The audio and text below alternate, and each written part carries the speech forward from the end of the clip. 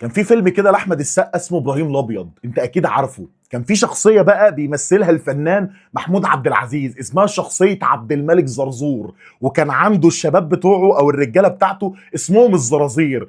كان ليه جمله انا حاططها لك في عنوان الفيديو: حد ليه شوق في حاجه، حد قلبه جايبه، حد قال انا، حد عايز يرفع ايده عشان اقطعها له. السلام عليكم ورحمة الله وبركاته. الزمالك الإعجازي، الزمالك الاستثنائي، الزمالك الغير عادي بيفوز على بيراميدز 1-0 في مباراة هي علقة كورة سخنة من كابتن معتمد جمال، اللي يعتبر حاليا هو أفضل مدير فني في الدوري المصري. لمين؟ للمدير الفني الأجنبي اللي هو واحد من أفضل المديرين الفنيين في قارة أفريقيا، يوري تشيتش. النهارده معتمد جمال تفوق عليه تكتيكيا بشكل مش طبيعي. النهارده الزمالك مسك بيراميدز في الملعب، عصروا كوره. انت متفوق على بيراميدز في كل حاجه، في النفسيه، في الثنائيات، في الواحد على واحد، في السكند بول، في كل حاجه انت متفوق على بيراميدز. على الرغم بقى من كم النجوم اللي انت بتشوفهم بيشاركوا في. قبل بس ما نخش في تفاصيل، انا اسف ان انا سحلتك في التفاصيل. اخبط اللايك واعمل سبسكرايب وقوم اعمل لك حاجه اشربها. انا مش لاقي حاجه اشربها، انا قوم اعمل لك حاجه اشربها، عشان انت على موعد مع حلقه انا فرحان فيها. وما دام انا فرحان اعرف ان الحلقه دي هي حلويات من حلويات رمضان. الزمالك النهارده بفوزه على بيراميدز بيحقق الفوز السابع على التوالي.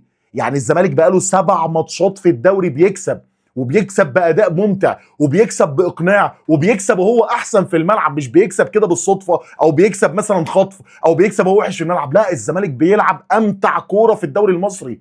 النهارده الزمالك زي ما بقول لك، كابتن معتمد جمال وفرقه نادي الزمالك ادت علقه كوره سخنه لفرقه بيراميدز.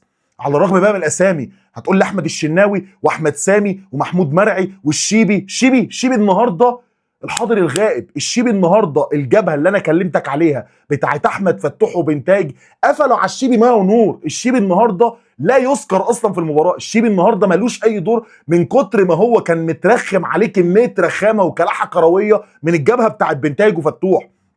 الناحيه الثانيه برضو الجبهه اللي كان فيها محمود زلاكا كانت خطيره بعض الشيء في بدايه الماتش، لكن برضو محمد ابراهيم عمل جيم اسطوري. خط الدفاع توتال هم نجوم المباراه وتعظيم سلام ليهم. هم الاربعه، سواء حسام عبد المجيد العالمي افضل مدافع في مصر، او محمد اسماعيل اللي يعتبر افضل مدافع في مصر، ومحمد ابراهيم مستقبل نادي الزمالك، ومحمود بنتايج. يا جماعه الجمال ده، ايه القتاليه والروح وفكره ان انا بقاتل على كل كوره ومش مخلي لعيبه بيراميدز حرفيا قادره تاخد نفسها. وفكره ان انا قلت لك ان الزمالك لو قدر يستغل المساحات اللي هتظهر في خط دفاع بيراميدز وفي منظومتهم الدفاعيه، لانهم بيلعبوا الكل في الكل، الزمالك ممكن يكسب هيفي سكور. وده اللي كان ممكن يحصل النهارده. الزمالك النهارده ضيع ما لا يقل عن 6 اهداف حرفيا. انت بتتكلم عن كوره بزيره، وكوره عبد الله، وكوره ناصر منسي اللي في الشوط الاول، وبعد كده بتيجي الشوط الثاني كوره بزيره وكوره ناصر منسي وكوره شيكو بنزا. ايه يا عم ده؟ فانت سوء الحظ كان ضدك انت، عشان ما حدش يضحك عليك ويقول لك اصل الزمالك كان محظوظ النهارده انه كسب بيراميدز بضربه جزاء. ده ما اتفرجش على الماتش، ده ما شافش الزمالك عمل ايه في بيراميدز النهارده في نقل الكوره. لمسه 2 3 انفراد، لمسه 2 انفراد، لمسه بانفراد. النهارده الزمالك عمل جيم تاريخي كيفني. انا كنت قاعد شاكك ان لا قدر الله الزمالك ممكن يخسر من بيراميدز. ليه؟ عشان فرق الامكانيات وفرق الاستقرار، وان هو برضه بيراميدز ده فرقه تقيله. لكن النهارده بتفرج على لعيبه الزمالك، انتوا احسن لعيبه في مصر يا ابني، انتوا حرفيا احسن لعيبه في مصر. ايه ناصر منسي ده يا جماعه؟ ايه ناصر منسي ده؟ على الرغم من الكام كره اللي ضيعهم، ده بناء على الارهاق البدني اللي عند ناصر. الراجل ده تعظيم سلام، ولا كلمه. ويقول لك ما يلعبش منتخب مصر. امال مين اللي يلعب يا اسطى؟ يعني لو ده ما يلعبش منتخب مصر باللي بيعمله، امال مين اللي يلعب؟ يعني ناصر منسي ده المفروض يعمل ايه في الدنيا تاني عشان يكون موجود في منتخب مصر؟ افضل مهاجم في الدوري، افضل من المهاجمين المحترفين. النهارده ناصر منسي عمل مباراه فيستون مايلي ما عملهاش السنه دي. فيستون مايلي افضل مهاجم في القاره ما عملهاش السنه دي. النهارده ناصر منسي عمل مباراه، على الرغم ان انا قلت لك نبدا بعدي الدباغ لانه كان قادر يخلص الفرص اللي جات لناصر النهارده. لكن ناصر برضو في الماتشات الكبيره بيخلص لك الجيم، بيضغط، بياخد كوره غلطه من محمود مرعي، بيضغط بياخدها من قدام الشناوي، بيلبس الشناوي ضربه جزاء. وكلمني عن حسام عبد المجيد، الرايق اللي ياما انتقدناه، ولكن لازم ياخد حقه بقى. نجم المباراه النهارده، مان اوف ذا ماتش حسام عبد المجيد، بعيدا عن فكره تسجيله للجول وتميز حسام عبد المجيد في ركلات الجزاء. ايه الجمال ده؟ ايه الجمال ده في استقبال هجمات بيراميدز والتعامل مع مايلي والتعامل مع زلاكا والتعامل مع مصطفى فتحي والتعامل مع ناصر ماهر لما نزل. كل نجوم بيراميدز لعبوا النهارده، كلهم لعبوا النهارده، بس انت كنت احسن منهم، وانت كنت تستحق الثلاث نقاط، والحمد لله انك قدرت تكسب النهارده وتاخد الثلاث نقاط، وكان ممكن تكسب سكور النهارده، كان ممكن تعلم علامه تاريخيه على فرقه بيراميدز، ولكن الحظ ما كانش واقف معاك في كذا فرصه اهدرها لعيبه الزمالك بكل رعونه النهارده. بزينه مضيع جونين ما يضيعوش، كره الشوط الاول وكره الشوط الثاني. فرحان وعمال بتكلم بسرعه، فاتاكد انك عامل سبسكرايب اشتراك في القناه وفعل زر الجرس عشان يوصل لك جديدنا اول باول. وتعالى بقى نبص الماتش مشي ازاي. الماتش مشي الزمالك نازل بيستقبل من بيراميدز، الزمالك نازل مسلم الكره لبيراميدز، الاستحواذ مع بيراميدز، والزمالك بيحاول يلعب على المرتدات. فاول 3 دقائق الزمالك كان هيسجل جول، الكوره اللي سقطت على حدود ال 18 خدها محمد شحاته النهارده. قلت كتير ان محمد شحاته ما يلعبش في مركز 6، لكن هو بيقاتل في مركز غير مركزه عشان يقدم لي اللوحه الفنيه الجميله من الاداء دي. محمد شحاته النهارده كان عالمي في نص الملعب، شاط واحده بتخبط في القائم، وده كان اول تهديد من نادي الزمالك. بعد كده بقى بتستقبل هجمات كتير من بيراميدز، بيراميدز بيحاول يوصل عن طريق محمود زلاكا اللي كان خطير قوي في الشوط الاول، وكان بيحاول يستغل عدم الخبره اللي موجوده عند محمد ابراهيم، ووصل في اكتر من واحده، ومنهم واحده كانت صعبه قوي اللي اتلعبت بليسنج منه، ومحمد صبحي ما كانش يقدر يعمل لها حاجه. اللي بالمناسبه كان عندنا اعتراضات كتير على فكره مشاركه صبحي النهارده، ولكن عمل ماتش كبير وطلع اكتر من كره خطيره، ومحمد صبحي لولا النهارده كان ممكن الزمالك يتعادل. فبيستمر الضغط بتاع بيراميدز والزمالك بيحاول يلعب على المرتدات. بتيجي واحده بقى البزيره، المكسب يخليني ما اقدرش اتكلم في حاجه، بس والله العظيم 3 الحاجات دي تكسبك بطوله، الحاجات دي تكسبك بطوله. كرة جايه البزيره انفراد قطم حلو قوي، والستارت بتاع بزيره بالكرة عالمي، جري وكلفة احمد سامي بقى هو والشناوي ببطن رجلك في اخر الجول جول. لكن هو لعب على التوقع ان الشناوي هيترمي على البعيده ولعبها له تشبايه، الشناوي قراها مسكها، اول انفراد بيضيع من نادي الزمالك. بيستمر الضغط بتاع بيراميدز، بيضيع اكتر من فرصه برضه، وبيوصل لمناطق خطيره جدا في خط دفاع نادي الزمالك، ولكن تعامل مثالي من الرباعي الدفاعي اللي قدم النهارده ملحمه دفاعيه. حسام عبد المجيد واسماعيل وبنتايج ومحمد ابراهيم قدموا ملحمه دفاعيه في التعامل مع كل المفاتيح بتاعه نادي بيراميدز. يوريتشيتش بيحاول على قد ما يقدر انه يغير من شكل خطته الهجوميه، لان هو لاحظ فكره وجود بنتايج وفتوح، وان الشيبي لو زاد وبقى محور هجومي ده هيخليه ملط دفاعيا اكتر ما هو ملط، يعني كان هيفتح مساحات اكتر من اللي فتحها في بدايه الشوط الاول. فمحمد الشيبي كان متحجم شويه في الشوط الاول، ده بعيدا عن التعامل الايجابي من احمد فتوح ومحمود بنتايج مع اللاعب ده، وقفلوا على جبهه كانت خطيره قوي، موجود فيها الشيبي وموجود فيها مصطفى فتحي. فالشوط الاول بينتهي 0-0، والزمالك كان ممكن يطلع الشوط الاول 3-0، الزمالك كان ممكن يطلع 3-0 وبيراميدز كان ممكن يطلع 3-0، ولكن سوء حظ هنا وسوء حظ هنا، رعونه هنا ورعونه هنا. فبيبتدي الشوط الثاني، بقعد اهاتي بين الشوطين للكابتن معتمد جمال، احمد ربيع لازم ينزل مكان حد في نص الملعب، احمد ربيع وجوده ضروري في نص الملعب. احمد ربيع اول ما نزل بيراميدز فقد كل حلوله في فكره الدخول من عمق الملعب، لانه لاعب 6 صريح قدر يتعامل تعامل مثالي مع مهند لاشين ووليد الكارتي. بس الكابتن معتمد جمال بيبدا الشوط بانه بينزل شيكو بنزا، اللي بالمناسبه نزل النهارده عمل افضل مباراه ليه من ساعه ما ارتدى تيشيرت نادي الزمالك، من حيث بقى التحولات الهجوميه، وودى بزيره في واحده وبزيره برضه ضيعها، بس بزيره لعبها صح. التألق كله كان من احمد الشناوي، انفراد بالمرمى. وشيكو بنزا النهارده على مستوى التعامل هو نازل عايز يكسب الحته بتاعت الناحيه الشمال دي، عشان دي هي الماتش النهارده كان في الحته الشمال دي، نزل حاول يكسبها بصياعه، حاول يكسبها بمعلمه، حاول يكسبها بانه لوك باص، بان هو كل باصه تجيله عايز يباصيها وهو مش باصص. فشيكو بنزا النهارده قدم واحده هي الافضل منذ ان انضم لنادي الزمالك، واتمنى منه الاستمراريه. في ماتشات كده هحتاج شيكو بنزا في حته المساحات، وده اللي عمله الكابتن معتمد جمال النهارده. اتاخر شويه الكابتن معتمد جمال على نزول احمد ربيع، والماتش بيفضل سجال لحد ما بتيجي اللقطه بتاعه كره ضربه الجزاء. الكره بتتلعب طوليه من احمد فتوح تقريبا، اللي النهارده عمل ماتش كبير قوي على مستوى نص الملعب لما اتنقل لنص الملعب لما نزل شيكو بنزا، او على مستوى الناحيه الشمال في الشوط الاول. كره بتتلعب طوليه بتغلط محمود مرعي، بيخطفها ناصر منسي، وناصر منسي واضح انه واخد تعليمات اضغط على الاثنين مدافعين دول هيغلطوا. النهارده ناصر منسي كان سبب في ان احمد سامي ومحمود مرعي الاثنين ارتكبوا كوارث. فبيضغط على محمود مرعي فبيغلط، فالكره بتروح قدام ناصر بيعديها من الشناوي، بياخد ضربه جزاء صحيحه 100% ما فيهاش كلام، وبياخدها بصياعه مهاجم اللي هو المس الكره وانا عارف ان الشناوي هيخبطني حتى لو هيلم رجله. يعني الشناوي حاول يلم رجله بعديها بس خلاص خبطته ولمسته، هي ضربه جزاء. حكم بياخد وقت طبعا مع مراجعه الفار لحد ما بيحسبها، بيخش حسام عبد المجيد. كنت مستني عبد الله السعيد عشان اشوف المشهد المتكرر، عبد الله السعيد في مواجهه احمد الشناوي، ولكن بيخش حسام عبد المجيد لا يهدر ركلات الجزاء، لا يهدر ركلات الجزاء. اتحدى حد يجيب لي ضربه جزاء ضيعها حسام عبد المجيد، متميز جدا، بيخش يحطها بكل معلمه، والزمالك بيسجل الاول. وبعديها بيبدا دش سائع من لعيبه الزمالك على لعيبه بيراميدز في الملعب. قعدنا 10 دقائق كده بننقل كوره مشطفينهم في الملعب، محسسينهم قد ايه ان هم قليلين، احنا احسن منكم مليون مره. احنا الزمالك، انت لابس تيشيرت نادي مستحدث، بطل افريقيا على نفسك، افضل فريق في القاره على نفسك، افضل سكواد في القاره على نفسك. احنا الزمالك. اللعيبه النهارده كانت بتلعب بروح الجمهور، بتلعب بعقليه الجمهور، ونفس الكلام ينطبق على الكابتن معتمد جمال، وده اللي قلت لك امبارح، نفسي يفكر بدماغ الجمهور، والنهارده كان بيعمل كده. معظم الجمهور قال لك شيكو بنزا ينزل عشان يستغل المساحات، وده اللي عمله الكابتن معتمد جمال. احمد ربيع ينزل عشان يساند نص الملعب دفاعيا عشان تقدر تكسب معركه نص الملعب مع لعيبه بيراميدز، ده اللي عمله الكابتن معتمد جمال. عبد الله السعيد يريح عشان خلاص انهك بدنيا، وده اللي عمله الكابتن معتمد جمال. النهارده عبد الله السعيد بالمناسبه برضه عمل ماتش كبير على مستوى الثنائيات، ولكن كان ممكن احمد ربيع لو بدا الماتش كان هيعمل ماتش افضل من عبد الله السعيد، لان عامل العمر مش مساعد عبد الله. عبد الله لعيب كبير طبعا، ولمسته في الملعب بتفرق، وخبرته في الملعب بتفرق، بس احمد ربيع كان لازم يبدا ماتش زي ده. ولكن في النهايه احنا كسبنا، انت كسبت فما تقدرش تفتح بقك. ارجع تاني لتفاصيل الماتش. الزمالك بعديها بيضيع اكتر من فرصه، بنروح باكتر من انفراد، كوره شيكو بنزا زي ما قلت لك، بعد كده كوره تانية مشتركه بتوصل لاحمد فتوح بيلعبها وحشه قوي، بيصدها احمد الشناوي.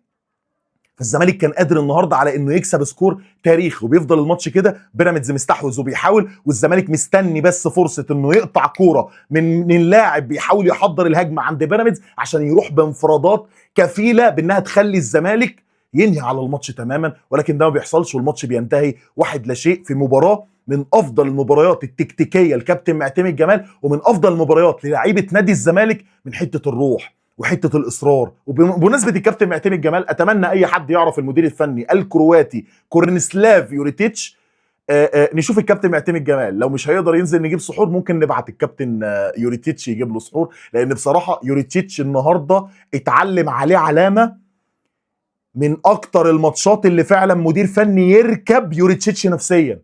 يعني الزمالك قدر يتفوق على بيراميدز في السوبر المصري بضربات الجزاء لما كان بيدربنا الكابتن احمد عبد الرؤوف، وقلنا ان عمل ماتش كبير. النهارده بقى الكابتن معتمد جمال لا، ده بيضحك عليه وبيتعامل معاه، وقادر على قرايه هو هيعمل ايه، وقادر على قرايه تغييراته. يعني كان عارف امتى هينزل ناصر ماهر، وامتى هينزل ايفرتون دا سيلفا، وامتى هينزل مش عارف مين، كان قاري كل اللي ممكن يعمله يوريتشيتش النهارده. فالنهارده يوريتشيتش خسر جيم على الخط، عشان كده تحس تقعد تتفرج عليه النهارده هو مش طايق نفسه ومش طايق اللعيبه، مش طايق نفسه ومش طايق اللعيبه، لانه عارف قد ايه ان معتمد جمال كان متفوق عليه بشكل مش طبيعي. وده اللي ينقلنا بقى لتقييم اللعيبه، تقييم لعيبه نادي الزمالك، تقييم رجال نادي الزمالك، تقييم اللعيبه اللي لو حققت دوري السنه دي زي ما قلت لك هتحفر اسمها بذهب في تاريخ نادي الزمالك، هيكون جيل من اعظم الاجيال اللي عدت على تاريخ النادي. ونبدا بتقييم اللعيبه بمحمد صبحي. كان عندنا مشاكل كتير في مشاركه محمد صبحي النهارده، ولكن النهارده الراجل عمل ماتش كبير في حته تحضير الهجمه وفي حته الطلوع على العرضيات، وده اللي خلى الكابتن معتمد جمال يلعبه على حساب المهدي سليمان. محمد صبحي النهارده 9/10. خش لي على خط الدفاع من غير مرغي كتير، حسام عبد المجيد 20/10، محمد اسماعيل 20/10. الاثنين النهارده يا جماعه ما كانوش طبيعيين، وخصوصا حسام عبد المجيد. الاثنين ما يتخيروش عن بعض. الاثنين النهارده نجوم المباراه من وجهه نظري، في التعامل مع فيستون، والتعامل مع مصطفى فتحي، والتعامل مع وليد الكارتي لما كان بيزيد في الهجمه، والتعامل مع ناصر ماهر لما نزل. قدروا يقفلوا على كل مفاتيح اللعب اللي موجوده عند فرقه بيراميدز. فحسام عبد المجيد 20 من 10 ومحمد اسماعيل 20 من 10. محمود بنتايج النهارده 10 من 10 ولا كلمه، نجم من نجوم اللقاء. محمد ابراهيم 10 من 10 ولا كلمه، نجم من نجوم اللقاء. حتى لو الاثنين كان عندهم بعض الاخطاء واللعيبه بتسرقهم في كره واتنين، بس النهارده عملوا جيم مش طبيعي دفاعيا هما الاثنين. خش لي بعد كده على نص الملعب، محمد شحاته 10 من 10، 10 من 10 ونجمه. بيلعب في مركز غير مركزه، بيبان تايه، ولكن محمد شحاته بروحه وبحماسه قادر على انه يتغلب على نقطه ان انا بلعب في مركز غير مركزي. عبد الله السعيد النهارده 10 من 10 على الروح وعلى الحماس وعلى فكره الثنائيات اللي بيخش فيها عبد الله، على الرغم من فكره المعدل البدني وفرق الاعمار. عبد الله النهارده برضه في الحته الدفاعيه كان عالمي. لعب قدامه محمد السيد، ده اللي ممكن تقول عليه النهارده 4 من 10، 3 من 10. ما كانش يعني ما كانش في الاجواء، كان تايه معظم فترات الشوط الاول، ما شفتوش كتير اصلا محمد السيد. ولكن محمد السيد قدم مستوى طيب جدا في الفتره الاخيره مع نادي الزمالك، ومستنيين منه كتير في الفتره الجايه. ولكن بالنسبه لي في الشوط الاول وفي التشكيله الاساسيه، محمد السيد هو اقل لاعب في لعيبه نادي الزمالك. خوان بزيرة على الرغم ان هو عمل جيم تاريخي في فكره ان هو راكب لعيبه بيراميدز نفسيا، مخلي العيال عماله تخبط فيه، كريم حافظ واحمد سامي ومحمود مرعي، من كتر ما الواد صعب انك تملكه. وملبس النهارده احمد سامي انذار، وكان هيلبسه كارت احمر. بس الانفرادين اللي ضيعهم بزيرة النهارده يخليني اقول لك بزيرة 4 من 10، 4 من 10. لولا الرعونه بتاعت بزيرة النهارده اخلص الماتش ده 5-6. معرفش ازاي بزيرة اصلا خد رجل المباراه، يعني لاعب مضيع انفرادين ازاي ادوا له رجل المباراه؟ ما اعرفش. يعني رجل المباراه بالنسبه لي كانت تروح لحسام عبد المجيد اولى. بزيرة النهارده عمل ماتش كبير قوي في حته الدريبل وفي حته ركوب لعيبه بيراميدز نفسيا في الملعب. ولكن بزيرة النهارده على الفرصتين اللي ضيعهم 4 من 10. لعب مين تاني؟ لعب احمد فتوح، عالمي ولا كلمه، عالمي ولا كلمه. معلم، قلت لك احمد فتوح ده معلم بيلعب وسط صبيان. احمد فتوح ده والله العظيم 3 لولا دماغه كان زماننا بنشوفه في التوب 5 ليجز. واحد من اعلى اللعيبه المصريه الكواليتي اللي انا شفتهم في الكره المصريه. النهارده احمد فتوح لما كان بيلعب بيساند محمود بنتايج دفاعيا عالمي، ولما نزل نص الملعب ادى افضليه كبيره لنادي الزمالك في الطلوع بالكوره. فاحمد فتوح النهارده 10 من 10. ناصر منسي قلت لك قبل كده وهفضل اقولها وهفضل اكررها، لا تقييم، لان ناصر منسي فوق التقييم. يعني ناصر منسي انت لو فاضي بس دقيقتين انت ممكن انت اللي تقيمني، انت ممكن انت اللي تديني تقييم على كلامي. انا ما اقدرش اقيم ناصر منسي لان انا مديون للراجل ده، فهبقى محرج لو قيمته. ناصر منسي طبعا ولا كلمه. نزل من على الدكه النهارده شيكو بنزا 7 من 10 او 8 من 10 كمان. شيكو بنزا نزل عمل كام التحام كويس قوي مع لعيبه بيراميدز، وخطف اكتر من كوره في مناطق خطيره عندنا في التلت بتاع ملعبنا، وفي نفس الوقت في التحولات الهجوميه كان مرعب. وودى بزيرة زي ما قلت لك في انفراد، فكان ممكن يبقى اسيست، لان هو بيقول له هات جول، بيديله كوره بيقول له هات جول بعد ما عدى حلو قوي من لعيبه نص الملعب بتاع بيراميدز. فشيكو بنزا النهارده 8 من 10. نزل على الدكه احمد ربيع 9 من 10. احمد ربيع ولازم يلعب اساسي، لازم يلعب اساسي. لعيب كورته حلوه قوي، ولعيب صلب جدا دفاعيا، ولعيب يفرق معاك قوي في منظومه نص الملعب. نزل على الدكه النهارده عدي الدباغ، ما اختبرش في حاجه عدي الدباغ، فممكن تقول برضو 5 من 10. كان نفسي عدي الدباغ هو اللي يبدا، لو كان بدا عدي الدباغ. بس الفكره ان ناصر هو اللي جاب لك البيلين، ما علينا. بس كان نفسي يبدا عدي الدباغ النهارده، كان هيتعامل بشكل افضل من التعامل بتاع ناصر منسي في الكورتين اللي جوله في الشوط الاول. ونزل من على الدكه مين تاني؟ نزل احمد شريف في اخر الدقائق. فلا تقييم لاحمد شريف، وده تقييم اللعيبه. في كلام كتير قلته في فيديو اليوتيوب، لو انت بتتفرج على التقييم بس تقدر تروح تتفرج على فيديو اليوتيوب، هيعجبك فيديو اليوتيوب عشان ما تتفرجش على تقييم اللعيبه بس. تقييم اللعيبه ده جزء بس من فيديو، انا حكيت لك كل حاجه تخص الماتش، وتفوق واضح للكابتن معتمدتش جمالوفيتش اللي يستحق تقييم النهارده 50 من 10 على التفوق الواضح اللي قدر يعمله على المدير الفني يوريتشيتش. بس كده، ما عنديش حاجه اقولها غير ان انا فخور ان انا بشجع نادي زي نادي الزمالك، مبسوط باللي وصل له نادي الزمالك في الموسم الحالي، والمسار الصحيح اللي احنا مشينا عليه بعد ما كان الكيرف داون، بعد ما كان خلاص انت بتقع وما عندكش اي امل في الموسم، وشايف عدم استقرار، وشايف مشاكل في مجلس الاداره، ومشاكل من الحته الماليه، وايقاف قيد ومش قادر اجيب مدير فني، لحد ما بيجي سوبرمان نادي الزمالك الكابتن معتمد جمال بينقذك وبيحطك على المسار الصحيح، وبيعمل فرقه من لا شيء. بيعمل فرقه كانت متدمره نفسيا، بيعمل فرقه بلعيبه ناشئين، بيعمل فرقه وبيخلي لعيبه معينه تجيب نسبه كبيره من امكانياتها ونسبه كبيره من التألق بتاع. انت بتتفرج على اخوان بزينة متألق، بتتفرج على شيكو بنزا بينزل من على الدكه وملتزم، يعني ملتزم، وده بناء بقى على شغل مين؟ على شغل الكابتن عبد الناصر محمد. بتتفرج على تطور ناصر منسي، بتتفرج على تطور محمد شحاته، بتتفرج على تطور خط الدفاع ايا كان اللي بيلعب، ونش بقى، حسام عبد المجيد، محمد اسماعيل، الثلاثه سوبر ستارز. بتتفرج على محمود بنتايج وعودته لنادي الزمالك، بتتفرج على محمد ابراهيم، بتتفرج على اللعيبه الناشئين زي محمد السيد والادوار المركبه اللي بيديها الكابتن معتمد جمال لمحمد السيد. فالكابتن معتمد جمال شكرا شكرا شكرا شكرا على كل ما يقدمه مع نادي الزمالك وعلى انقاذ نادي الزمالك في موسم صعب زي ده. وانا طبعا في الدوري، انا حاليا طبعا في الدوري. خسرت من الاهلي بس كسبت بيراميدز في مواجهه مباشره. فاذا انت قادر على انك تكسب كل ماتشات الدوري. الدوري دلوقتي انت فاضل لك فيه 8 ماتشات، 8 ماتشات، 2 في الدور الاول و6 في الدور الثاني. الاثنين في الدور الاول دول 6 نقاط ما فيهمش كلام، حتى لو مش هتلعب كوره. يعني حتى لو مش هتلعب كوره وتنزل تخطف الماتشات دي، انا راضي وانا شاري. بس ما ينفعش تهدر نقاط في الفتره الجايه. انت فارق ب3 نقط عن الاهلي وفارق ب3 نقط عن بيراميدز، فهم اللي عليهم ضغوطات، هم اللي عايزين يحصلوه. انت بتلعب ونفسيتك مرتاحه شويه، انت بتلعب والدوافع بتاعتك عاليه شويه. فانا طمعان في الدوري. وزي ما قلت لك، لعيبه نادي الزمالك لازم تصدق على انهم لو حققوا الدوري السنه دي هم بيحققوا دوري اعجازي، هو الاغلى في تاريخ نادي الزمالك في الدوريات اللي انا اتفرجت عليها كلها. الزمالك من اول ما انا اتولدت خد 3 أو 4 دوري. الدوري ده اقسم بجلاله الله، اقسم بجلاله الله هيكون اغلى دوري في تاريخ نادي الزمالك، لصعوبته، لقوه المنافسه فيه، لكل الظروف اللي مر بيها نادي الزمالك، للاستقرار اللي موجود فيه المنافسين ومش موجود عندك، للقوه الشرائيه اللي موجوده عندهم ومش موجوده عندك. انت بتثبت انك قادر بتيشيرت نادي الزمالك وباللوجو بتاعه بس وبقوه جماهيره سواء على السوشيال ميديا او جماهير المدرج، انت قادر على المنافسه وقادر على انك تحط نفسك. مبروك لكل عشاق وجمهور نادي الزمالك، اخواتي طبعا اللي انا واحد منهم. وشكرا ليكم على كل اللي بتعملوه معايا على المنصه هنا في الفتره الاخيره. دعم انا ما كنتش متخيله في فترتي الاولى. الفيديوهات الحمد لله بتتشاف من ناس كتير.